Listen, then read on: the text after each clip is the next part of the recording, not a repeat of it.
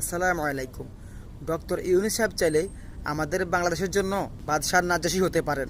বাদশাহ নাজ্জাশী কে, কেউ কি জানেন? যখন মক্কায় রাসূলুল্লাহ সাল্লাল্লাহু আলাইহি ওয়াসাল্লামের সাহাবীরা মার খেতে খেতে শেষ হয়ে যাচ্ছিলেন, তখন আল্লাহ তাআলার হুকুমে রাসূল সাল্লাল্লাহু আলাইহি ওয়াসাল্লাম তার সাহাবীদেরকে বললেন, হে আমার সাহাবারা, এভাবে চলতে থাকলে তো তোমরা মার খেতে খেতে শেষ হয়ে যাবে।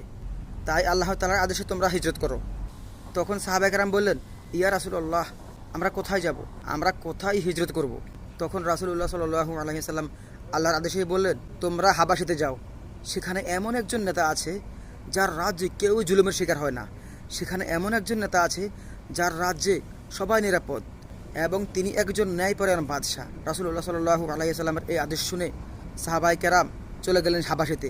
সেখানে গিয়ে তারা আনন্দের দিন কাটাতে লাগলো। অন্যদিকে আবু জাহেলের লোকজন সেই বাদশার দরবারে গিয়ে হাজির। সেখানে গিয়ে বলল, হে বাদশাহ নাজ্জাশী, আমাদের কিছু লোক